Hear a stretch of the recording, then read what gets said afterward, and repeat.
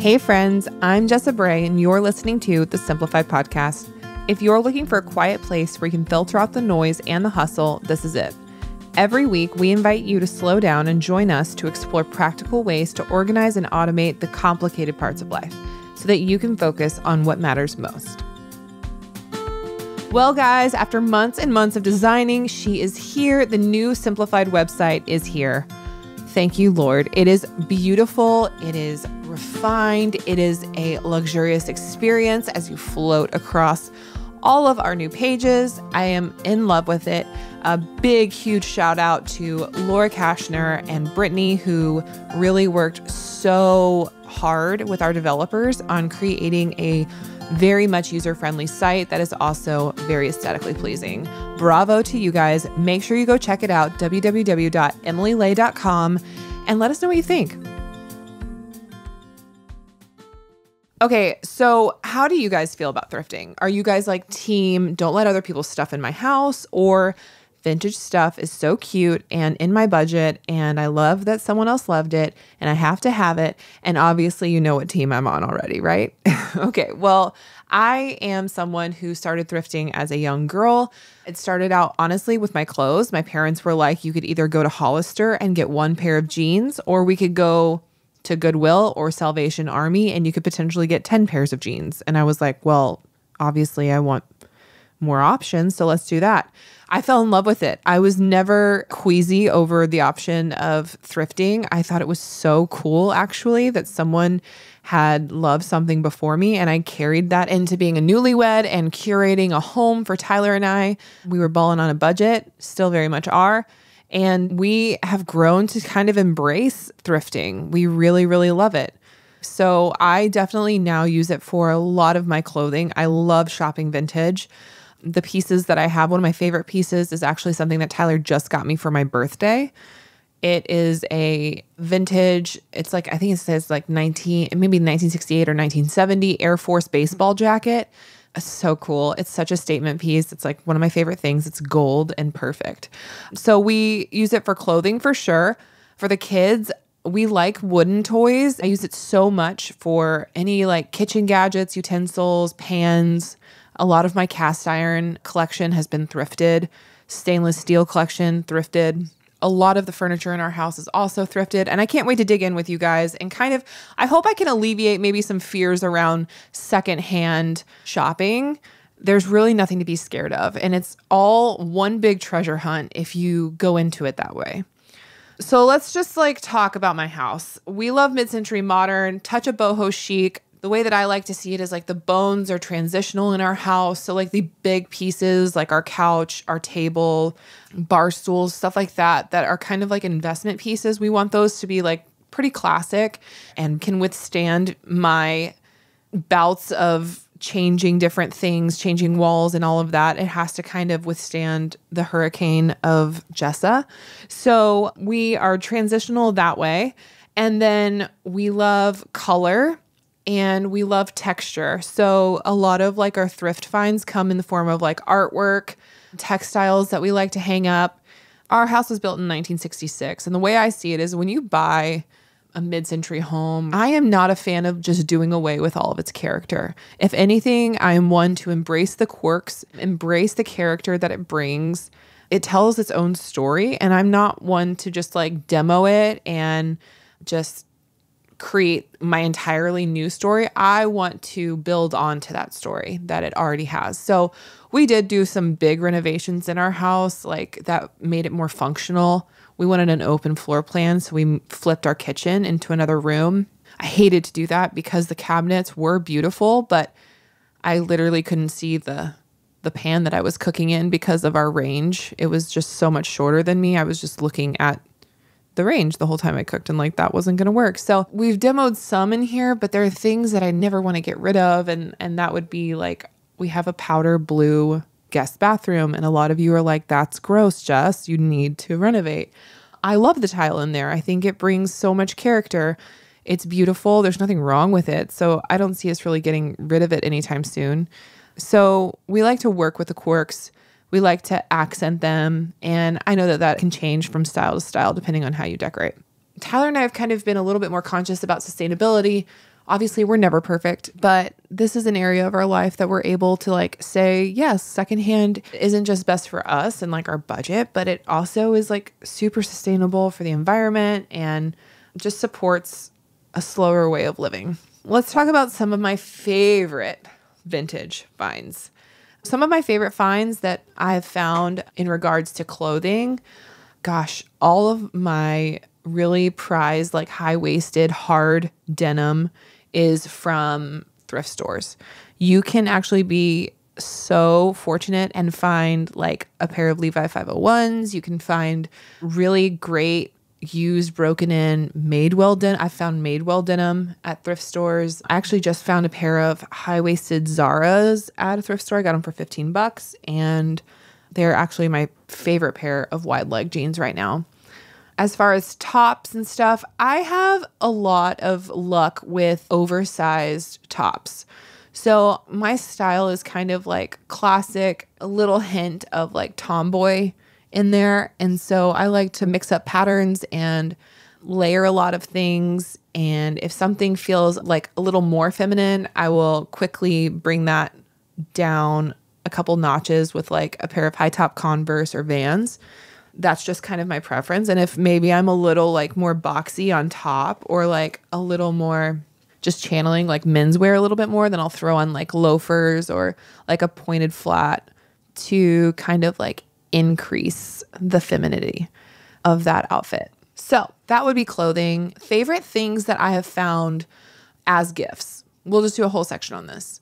My best friend Danielle, her birthday was approaching, and I think this happens a lot with best friends, right? You're like, what do I get them? Like, I have no idea what to get them because we've already gotten so many things. And if you're like us, we're kind of like, if we want something, we go buy it. And so usually the gifts that we give each other, we've either made or they're so quirky and specific to like an inside joke or something we know that they deeply love that it's so special that way. It doesn't need to cost a fortune or be this huge gesture. It's just like these things that we find and we're like, I picked this up and I could not stop thinking of you. And like, I knew that you would love it and cherish it. And those are the things that we get. So thrifting, I found this picnic. It started with a picnic basket and I found it and it was gorgeous, gorgeous condition. I found it for like $2. And then I found she had just built these really beautiful built-ins in her office. And so I curated some like glassware. She's a huge like glassware connoisseur for like crafted cocktails. She's also a photographer, so it really comes in handy to have like a range of things when she's styling. And so I grabbed this really beautiful green glass, probably in the 70s, just like a salad bowl, some cocktail glasses. I found a ring with a M monogram, which is for her last name, and just some other, like an enamel tray that was this beautiful floral pattern. I knew she would love it. And I tucked everything away into this picnic basket. I painted the top of the basket because it was flat and I put her monogram on it. And I was able to give that to her as a gift. And like each piece was like so special and so picked out for her. It was like one of my favorite things I've ever done. I love gifting things that people just would appreciate. I also have like started a lot of friendships this way. If I am like nervous to talk to somebody I don't know, I quite literally will walk into a thrift store and I'm like, oh my gosh, I know she would love this. And I'm too nervous to like make a first move here. I'm speaking from experience right now. I found this super boho top, and a year ago, me and my other friend, Maddie, we had been in kind of the same circles, but I was like, man, I just need to put myself out there and introduce myself. And like, we need to just like hang out finally, because I know we'd get along. And I bought the top for like $2. And then I kind of brought it as like a peace offering. I was like, I found this and I thought of you and I thought that you'd really like it. And it kind of like kicked off this whole friendship that we have. And it was so fun. And like, she appreciated it. She's very much into a slow lifestyle, sustainable living. And so she gets it.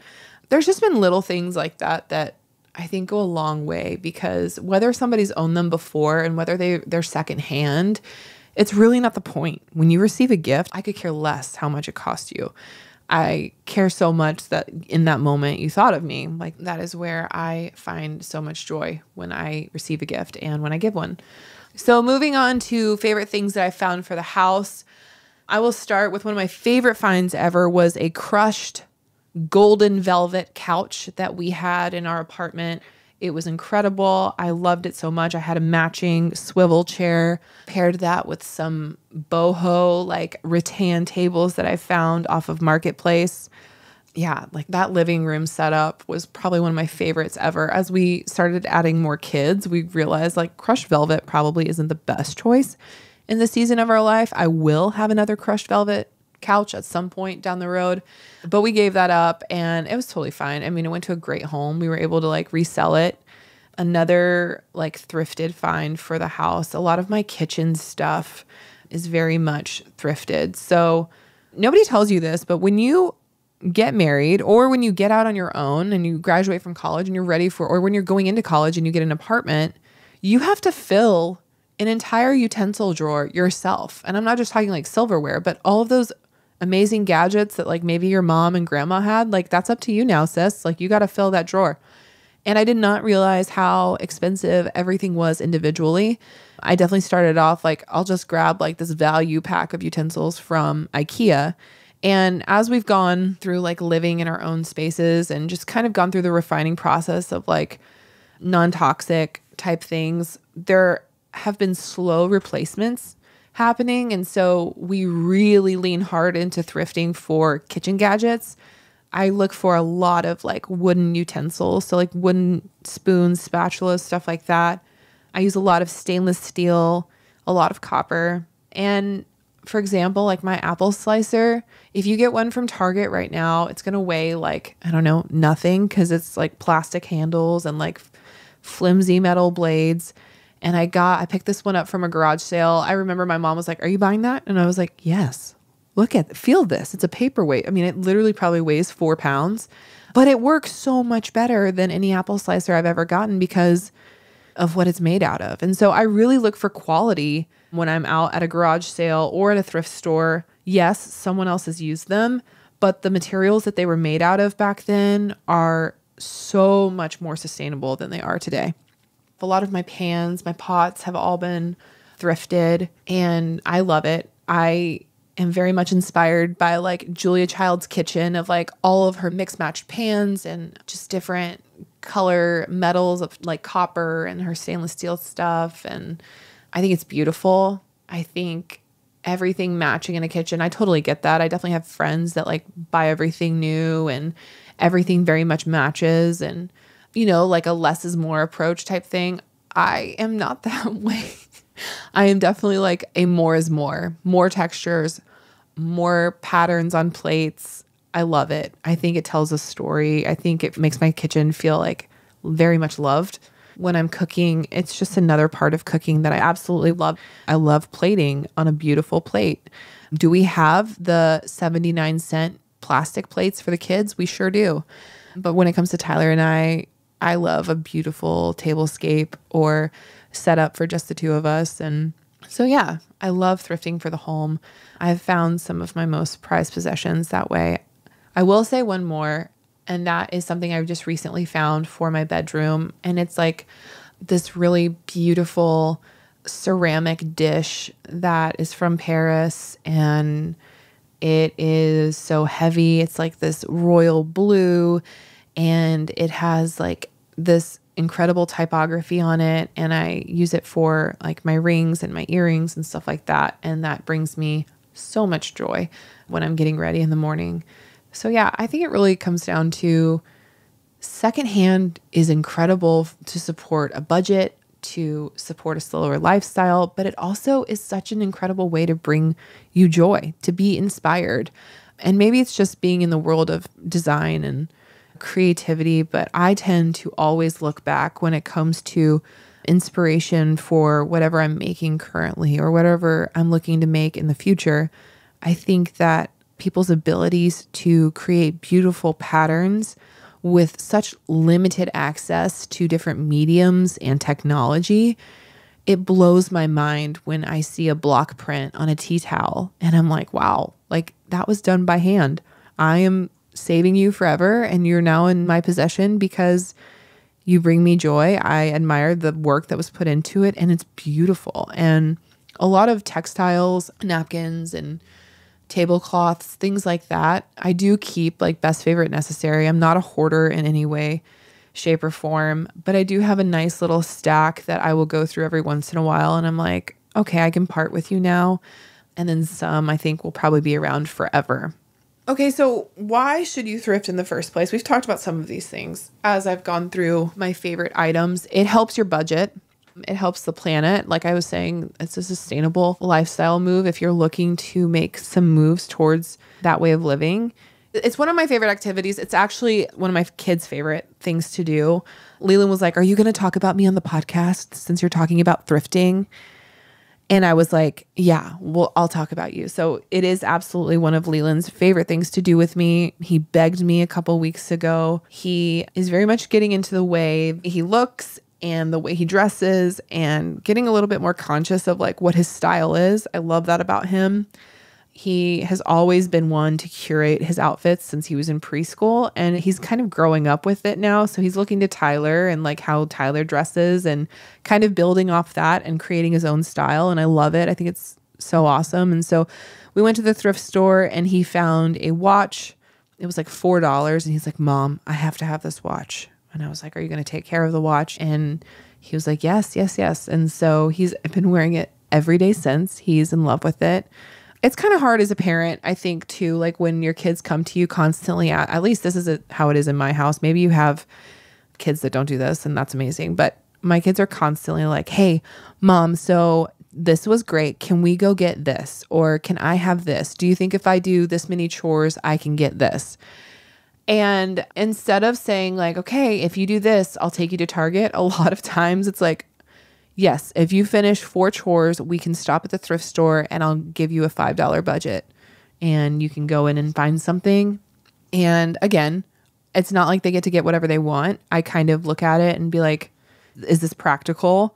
Does this serve a purpose? Is this just junk? Is it actually constructed with quality materials, or is it going to fall apart by the time we get home? Because that's not worth it. So it's one of our favorite things to do as a family. We also use it as like a reward system to go treasure hunting. The Simplified podcast is sponsored by BetterHelp. It's so easy to get caught up in what everyone else needs from you and never take a moment to think about what you need from yourself. As a new mom, that has never been more true for me than it is right now. But when we spend all of our time giving, it can leave us feeling stretched thin and burned out. Therapy can give you the tools to find more balance in your life so you can keep supporting others without leaving yourself behind. Guys, therapy has been vital to my mental health, and it's the reason why I'm living a happy, healthy life. Seriously, go back to our episode on anxiety if you haven't listened, and you'll see what I mean. I can't stress this enough. Going to therapy is as normal as going to the dentist or your GP. When your throat is sore, you go take care of it. When you're feeling anxious or depressed, a therapist can help you take care of that too. So if you're thinking of starting therapy, give BetterHelp a try. It's entirely online and designed to be convenient, flexible, and suited to your schedule. Just fill out a brief questionnaire to get matched with a licensed therapist and switch therapists anytime for no additional charge. So find more balance with BetterHelp. Visit betterhelp.com/simplified today to get 10% off your first month. That's BetterHelp, HELP.com/simplified. When I took my dream job at Simplified, one of the reasons it was my dream job is because it's so flexible. I can work anywhere and anytime it's convenient for me. And you know what makes that possible for our entire company to live with this kind of freedom? Shopify. Shopify is the commerce platform revolutionizing millions of businesses worldwide, including ours. We've been running our business on Shopify for about a decade now, and Emily will tell you it is one of the smartest business decisions she's ever made. It allowed her to take her business from shipping straight out of her living room to shipping from her very own warehouse and building a team of 10 women. So whether you're selling planners or jewelry or fine art prints and more, Shopify simplifies selling online and in person so you can focus on successfully growing your business. Shopify covers every sales channel, from an in-person POS system to an all-in-one e-commerce platform. Plus, it lets you sell across social media marketplaces like TikTok, Instagram, and Facebook, which has been so helpful for us. Shopify gives you complete control over your business without having to learn any new skills in design or code. And thanks to 24/7 help and an extensive business course library, Shopify is there to support your success every step of the way. Now it's your turn to get serious about selling. So try Shopify today. This is possibility powered by Shopify. Sign up for a $1 per month trial period at shopify.com/simplified. That's all lowercase. Go to shopify.com/simplified to take your business to the next level today. That's shopify.com/simplified. So let's get into the nitty gritty of how I thrift. This is good. So a lot of people think that you should go thrifting on the weekends. If you're able to swing it, I mean, the weekends are fine. You can definitely find things. I find things all the time on a Saturday. If you work from home or have flexibility to be able to thrift on a weekday, it's going to be slower. There's going to be less people perusing. Also, a lot of people that own other secondhand shops that are reselling these things for a lot more aren't probably going to be as out and about because they have to run their own shops. So my thrifting day is a Tuesday or a Thursday. That's because of our local shops and the deals that they run around here. I have this thing called a wooden nickel. It's a system that we have here in town. I don't know if that's national. I have no idea. But I have my wooden nickel. I walk into the store and ask what discounts they have. And a lot of times the wooden nickel, once you buy it for $5. And then they'll tell you what is 50% off if you have that nickel. So not only is it already discounted because it's secondhand, but a lot of times I shop only the things that are discounted even more. And it's turned into a really fun game to kind of give myself those boundaries. So I like a Tuesday, Thursday situation. I've done this on like a Saturday or Sunday, especially if we're going to a new town. So if we go a couple towns over and want to try some new shops, then the weekend is a great time to do that because I like to do that with Tyler.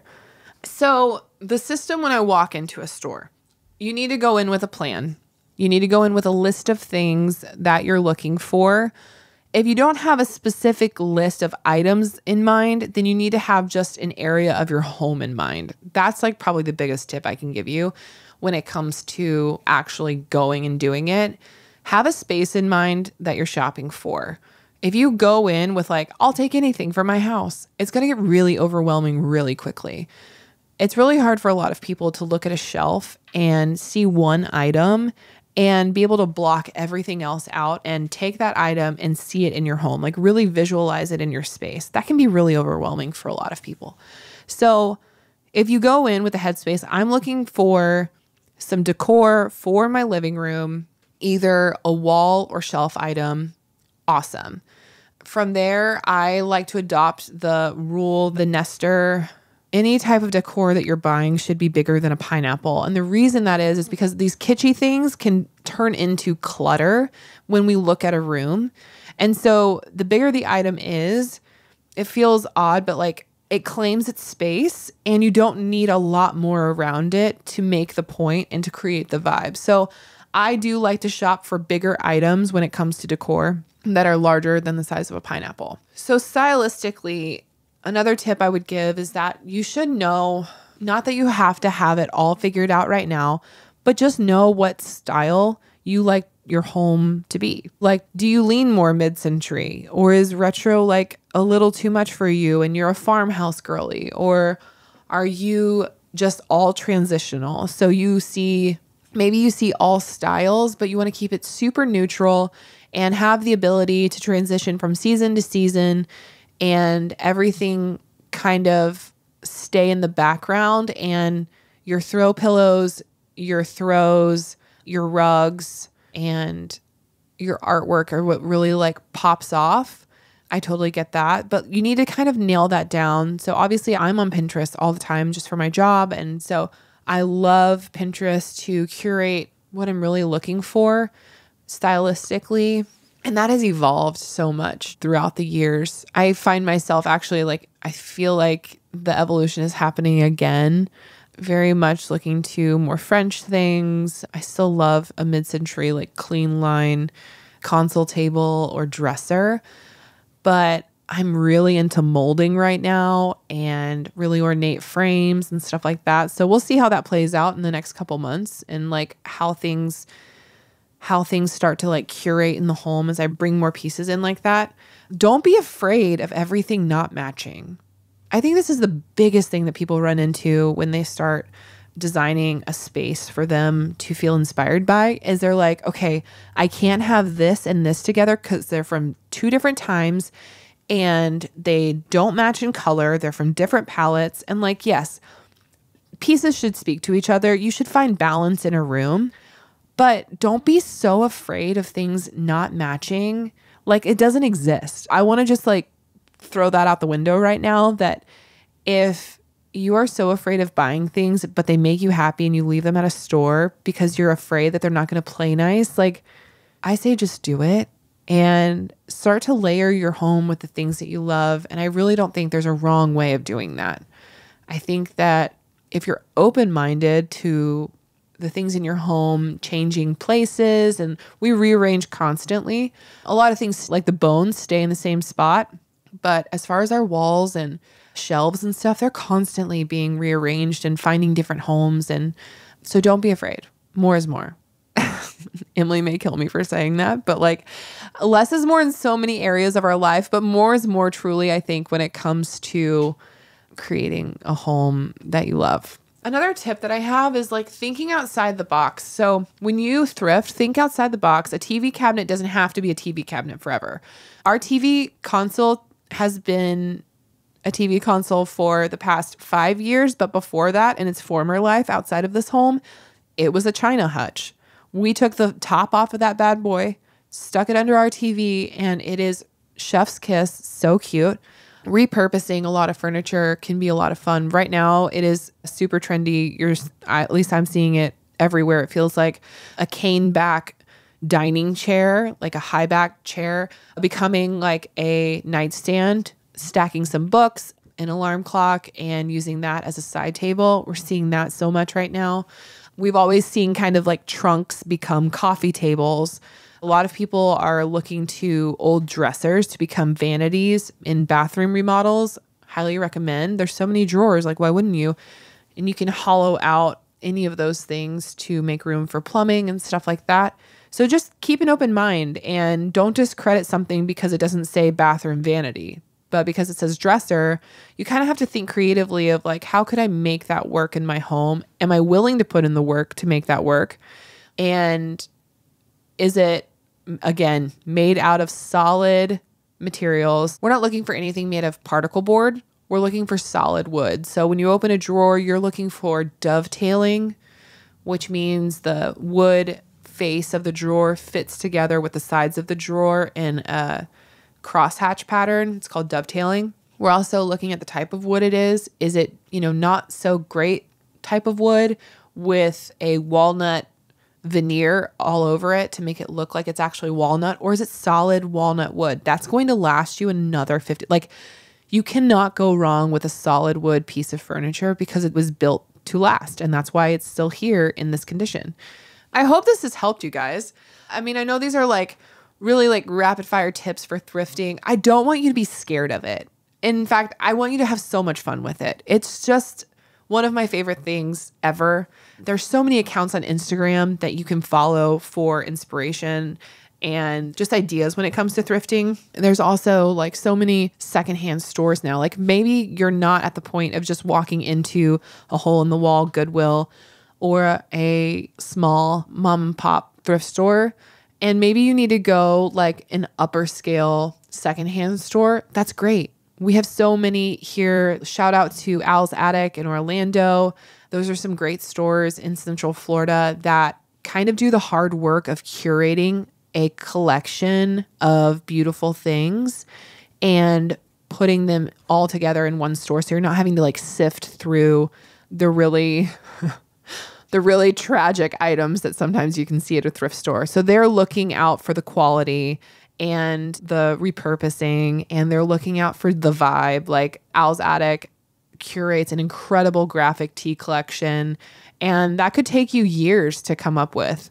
And they have it all right there ready in the store. So maybe that's the next step for you if you're open-minded to thrifting and want to just put your foot in. Go find a secondhand store that has washed all of their clothes already and wiped down all the furniture and curated a collection. This was so much fun. I could talk forever about this, but these are a few tips of finding vintage treasures. I hope you find some great stuff. If you go try, please tag me and let me know. And if you have any tips or if you have any questions, please feel free to DM me. My Instagram handle is @JessaBray with 2 Ys. I want to see you get those treasures. So tag me and yeah, let's go treasure hunting together. All right, let me say a little blessing over you as you get ready to go back to your day. There are treasures for you everywhere. Sometimes you have to go digging for them, but other times they're right there, just waiting for you to pick them up. Laughing with your silly kid, a hug from your person right when you needed it most, a stupid gift from a wonderful friend, and a beautiful life filled with people to share the good stuff with. All right, so here's a quick tip from me to you. So if you are looking to change things up in your home and maybe you have an awkward piece of real estate, talking like the end of a hallway or maybe that weird wall right when you walk in that's just like there, you have no idea what to do with it, highly recommend a removable wallpaper or painting stripes. I know that I've said this before, but it goes a long way. Visually, it can change up the entire feel of a room. It's a quick and easy project for a weekend or maybe like even an evening once the kids have gone to bed. Just play. Don't be afraid to play in your house. Like, you are totally fine. And the worst that can happen is that you just paint it back to the color that it was, or you remove the wallpaper altogether. So that's my tip. Take it or leave it. Thank you guys so much for listening to the Simplified podcast. You can find show notes for this episode over at emilylay.com for more info on links and resources I mentioned here, and you can shop our Simplified planners and products. Don't forget, tag me with your vintage finds on Instagram at Jessa Bray. That's double Y on the Bray. You can also follow our brand at Simplified for tons of simplicity tips and inspiration to get you through the day. If you like this episode, go give us a follow wherever you listen to your podcast. And if you really liked it, please feel free to say all the nice things in a review. We really appreciate that. And that's all I have for you today. Be sure to tune in next week for more Simplified goodness. This is Jessa Bray signing off. Bye.